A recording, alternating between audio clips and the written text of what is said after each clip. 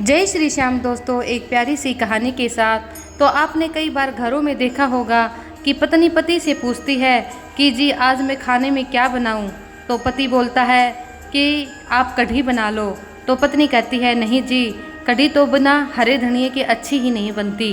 फिर पति कहता है तो फिर ठीक है, तुम टिंडे बना लो। पत्नी फिर कहती है नहीं नहीं जी, टिंडे तो कभी बच्चे खाते ही नहीं, फिर मैं ये कैसे बनाऊं। आखिर में पति परेशान होकर कहता है कि भाग्यवान, जो तुम्हें पसंद हो वही बना लो। यानी कि औरत पति से पूछ जरूर लेती है, लेकिन वो अपनी मर्जी का ही खाना बनाती है हमेशा। तो लेकिन ये आखिर क्यों होता है? मतलब औरत हमेशा अपने मन की इच्छाएं ही पूरा करती है। कई बार पहनावे पर भी यही बातें होती हैं। पहले वो सबसे पूछती है कि मैं क्या पहनूं। हर कोई अपनी अपनी राय देता है, लेकिन आखिर में औरत पहनती वही है जो उसे पसंद होता है। तो उसके पीछे एक छोटी सी कहानी है कि औरत को आखिर क्या चाहिए। ये एक छोटी सी कहानी है दोस्तों। राजा हर्षवर्धन युद्ध में हार गए और हथकड़ियों में जीते हुए पड़ोसी राजा के सम्मुख पेश किए गए। पड़ोसी देश का राजा अपनी जीत से प्रसन्न था और उसने हर्षवर्धन के सम्मुख एक प्रस्ताव रखा कि यदि तुम एक प्रश्न का जवाब हमें लाकर दे दोगे तो हम तुम्हें तुम्हारा पूरा का पूरा राज्य लौटा देंगे, अन्यथा उम्र कैद के लिए तैयार रहना। तो उस दूसरे देश के राजा ने कहा कि प्रश्न यह है कि एक स्त्री को सचमुच में क्या चाहिए। हर्षवर्धन ने यह प्रस्ताव स्वीकार किया और दूसरे देश के राजा ने हर्षवर्धन को 1 महीने का टाइम दिया कि तू बस इसका सही सही जवाब मुझे देना, मैं तुम्हें बिल्कुल आज़ाद कर दूंगा। तो हर्षवर्धन जगह जगह जाकर विदुषियों, विद्वानों और तमाम घरेलू स्त्रियों से लेकर नृत्यांगनाओं, वेश्याओं, दासियों और रानियों, साध्वी सबसे मिले और जानना चाहा कि एक स्त्री को वास्तव में क्या चाहिए। तो किसी ने कहा कि सोना, किसी ने चांदी, किसी ने हीरे जवाहरत, किसी ने प्रेम प्यार, किसी ने बेटा, पिता, पति और परिवार, तो किसी ने राजपाट और किसी ने सन्यास की बातें की। मगर हर्षवर्धन को खुद ही संतोष नहीं हुआ। तो किसी ने सुझाया कि दूर देश में एक जादूगरनी रहती है और वह तुम्हें इस बात का जवाब बिल्कुल सही सही देगी। हर्षवर्धन अपने मित्र सिद्धराज के साथ जादूगरनी के पास गए। जादूगरनी ने कहा मैं आपको सही उत्तर तो बताऊंगी, परंतु इसके बदले में मैं आपके मित्र को मुझसे शादी करनी होगी। जादूगरनी बुढ़िया तो थी ही, बेहद बदसूरत भी थी।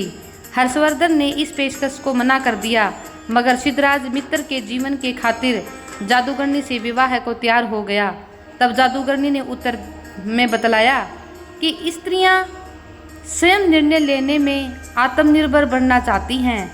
वह उसे ना सोना चाहिए, ना जवाहरत चाहिए, ना उसे हीरे चाहिए, ना उसे कुछ भी नहीं चाहिए। बस वो आत्मनिर्भर बनना चाहती हैं, वो अपने फैसले खुद लेना चाहती है। यह उत्तर हर्षवर्धन को कुछ जमा और उसे अच्छा भी लगा और वह पड़ोसी राज्य के राजा के पास गया और उसने कहा कि मेरे सवाल का जवाब यह है कि औरतें आत्मनिर्भर बनना चाहती हैं, वो अपना निर्णय स्वयं लेना चाहती हैं और जिन घरों में औरतों पर दबाव बनाया जाता है वो उस घर में कभी खुश भी नहीं रहती और उस घर का माहौल भी अच्छा नहीं रहता। तो जो राजा था उसको हर्षवर्धन का यह उत्तर बहुत ही अच्छा लगा और उसने हर्षवर्धन का पूरा राज्य लौटा दिया। उधर जादूगरनी ने सिद्धराज से विवाह कर लिया। जादूगरनी ने मधुरात्रि को अपने पति से कहा कि तुम्हारा हृदय बहुत ही पवित्र है और तुमने अपने मित्र के लिए बहुत बड़ी कुर्बानी दी है, इसलिए मैं तुम्हें एक राज की बात बताती हूँ। तो जादूगरनी कहती है सिद्धराज को कि मैं 24 घंटों में 12 घंटे तो रूपसी के रूप में रहूँगी और बाकी के 12 घंटे अपने सही रूप में रहूँगी, यानी कि जादूगरनी के रूप में और बदसूरत औरत के रूप में रहूँगी। तो बताओ तुम्हें क्या पसंद है।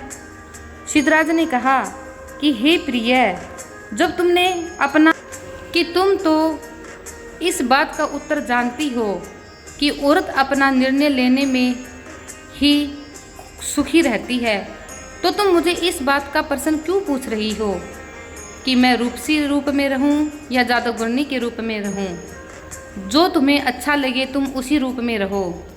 इस बात से जादूगरनी बहुत ही प्रभावित रही और वह एक सुंदर रूपसी के रूप में बन गई और उसने कहा कि हे प्रिय, तुम बहुत ही अच्छे और नेक इंसान हो। जो अपने दोस्त के लिए इतनी बड़ी कुर्बानी दे सकता है वो अपनी पत्नी के लिए तो क्या कुछ नहीं कर सकता। लेकिन वास्तविकता यह है कि मेरा असली रूप तो बहुत ही सुंदर रूपसी का ही रूप है। मैं वास्तव में ही बहुत खूबसूरत हूँ और जादू तो मैंने अपने पूर्वजों से सीखा है। लेकिन जब मेरे सारे पूर्वज नहीं रहे तो मैंने दुनिया से अपना असली रूप छुपाकर एक बदसूरत बुढ़िया का रूप धारण कर लिया ताकि मैं आसपास के कुटिल लोगों से अपने आप को बचा सकूं। और इतना कहते ही वह बदसूरत जादूगरनी एक बहुत ही खूबसूरत रूप में आ गई और उसने हमेशा अपने पति सिद्धराज से बहुत ज़्यादा प्यार किया और उनका घर बहुत ही अच्छा बसा। और उधर हर्षवर्धन भी आज़ाद होकर अपने राज्य में चला गया और उसने अपने राज्य को संभाल लिया। तो दोस्तों, वास्तव में ही औरत पर बहुत ज़्यादा पाबंदियां नहीं लगानी चाहिए, क्योंकि इससे औरत अपने आप को कैद खाने में समझती है। क्योंकि जिस औरत को गलत चलना होगा वो ज़रूर चलेगी, चाहे आप उस पर कितना ही पाबंदियां लगा दो। औरत को जीने दो, शान से जीने दो। जो औरत सही है वो हर हाल में हमेशा सही ही रहेगी, वो किसी भी वक्त गलत नहीं होगी और अपने घर परिवार के लिए सब कुछ करेगी। इसलिए औरत को अपना निर्णय लेने की आज़ादी जरूर दें, क्योंकि एक औरत कभी भी अपने घर परिवार का बुरा नहीं चाहती, वह बल्कि अपने आप को मिटाकर भी अपने परिवार का भला ही करती है। तो इस कहानी में एक जादूगरनी ने भी जब निर्णय लेना चाहा और उसके पति ने कहा कि यह निर्णय तो आपका खुद का है, तो इसने बहुत ही सुंदर निर्णय लिया और वह हमेशा के लिए रूपसी बन गई। तो दोस्तों, हर औरत ऐसी ही जादूगरनी है जो कि अपने परिवार के भले के लिए हमेशा सोचती है। तो दोस्तों, कहानी पसंद आए तो लाइक, शेयर और सब्सक्राइब ज़रूर करें और एक अच्छी सी कहानी का इंतज़ार करें। जय हिंद, जय भारत।